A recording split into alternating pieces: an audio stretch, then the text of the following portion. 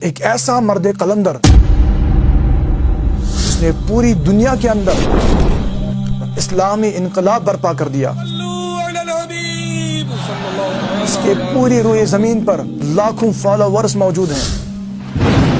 ایسا successful leader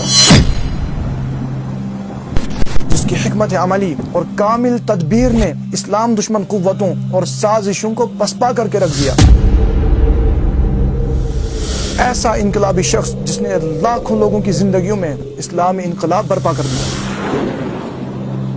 میں بات کر رہا ہوں شیخ طریقت بانی دعوت اسلامی حضرت علامہ محمد الیاس قادری دامت برکاتہم العالیہ کی، جنہیں پوری دنیا امیر اہل سنت کے نام سے جانتی ہے۔ کہانی شروع ہوتی ہے کراچی کے ایک غریب گھر سے، جہاں 12 جولائی 1985 عیسوی کے مطابق 26 رمضان 1369 ہجری کو حاجی عبد الرحمن رحمت اللہ علیہ نامی ایک نیک شخص کے گھر میں ایک ایسے بچے کی ولادت ہوتی ہے جس کے چہرے سے ہی سعادت مندیوں اور خوش بختیوں کا نور پھوٹ رہا ہوتا ہے۔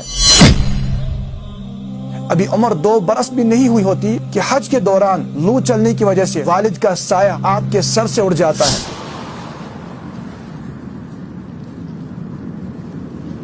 غریبی اور یتیمی دیکھنے والا مگر صابرہ ماں کی زیر تربیت پروان چڑھنے والا یہ با کمال بچہ، جس میں بچپن ہی سے خوف خدا، عشق مصطفیٰ صلی اللہ علیہ وسلم اور دین کی خدمت کرنے کا بے مثال جذبہ نظر آ رہا تھا، ابتدا ہی سے محنت و مشقت کے ساتھ ساتھ نیک صحبت، علماء کی مجلسوں اور روحانی محفلوں سے اپنے ظاہر و باطن کو علم و عمل اور شریعت کے احکامات کی پاسداری سے منور کرنا شروع کر دیا۔ اپنے لڑکپن میں ہی ٹرین حادثے میں اپنے بھائی کی شہادت اور پھر کچھ عرصے کے بعد ماں کی وفات کے دلدوز واقعات نے گویا مصیبتوں کے پہاڑ توڑ دیے۔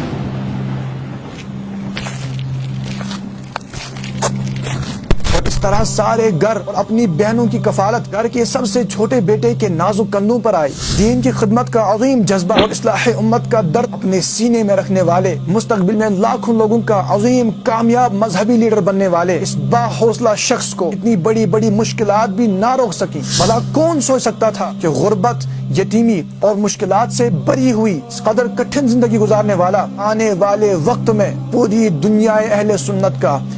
حوصلہ اور کامیاب لیڈر بنے گا۔ بہرحال اپنی زندگی کے ابتدائی دور میں ایسے کٹھن حالات سے گزرنے والے جب اس پرفتن دور میں اپنی جوانی کی دہلیز پر پہنچتا ہے تو بچپن سے علماء کی صحبت، بالخصوص مفتی اعظم پاکستان مفتی وقار الدین قادری رحمت اللہ تعالی علیہ سے 22 سال تک علم دین سے فیضیاب ہونے والا 1981 میں ایک ایسا تاریخی قدم اٹھاتا ہے جس سے آنے والے وقت کے اندر پوری دنیا اہل سنت کی تقدیر پلٹنے والی تھی۔ The world's largest and successful movement of Quran and Sunnah، دعوت اسلامی۔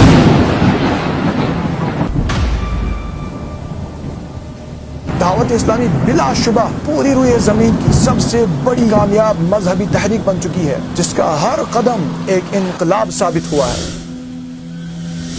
دین کی خدمت کا ایک کام کبھی آسان نہیں تھا، چنانچہ دعوت اسلامی کی کامیابیاں اور ترقیاں دیکھ کر دعوت اسلامی یعنی خالص دینی کام کی راہ میں رکاوٹیں کھڑی کرنی شروع کر دی اور مولانا الیاس قادری کو جان سے مارنے بلکہ آپ کے بچوں کو بھی قتل کرنے کی دھمکیاں دی گئی۔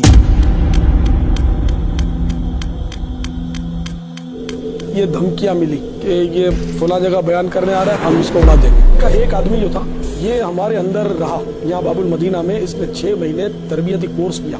امامہ باندھا، داڑھی رکھی اور بالکل یعنی کہ ہمارا حلیہ اس نے بنایا، یہاں تک کہ اس پر اعتماد کر کے اسلامی بھائیوں نے مرکز الاولیاء کی ایک مسجد جو دعوت اسلامی کے زیر انتظام تھی اس کا امام بنا دیا، لیکن وہ تھا ان سے ملا نہیں۔ یہاں تک کہ 1996 میں لاہور کے اندر ایک اجتماع سے نکلنے کے بعد مولانا الیاس قادری پر قاتلانہ حملہ کیا جاتا ہے، جس کے نتیجے میں دعوت اسلامی کے 2 مبلغ وہاں پر شہید ہو جاتے ہیں۔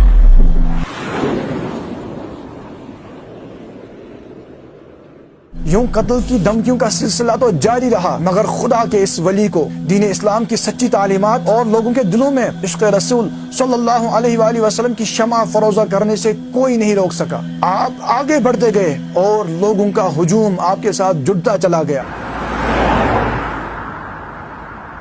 امیر اہل سنت کے کلام، آپ کے انداز اور آپ کے اخلاق میں اللہ نے ایسی کشش پیدا فرما دی کہ جن لوگوں نے آپ کو کبھی دیکھا تک نہیں تھا وہ بھی آپ کے گرویدہ ہوتے چلے گئے، اور یوں دعوت اسلامی کا باغ دن بدن پھلتا پھولتا گیا۔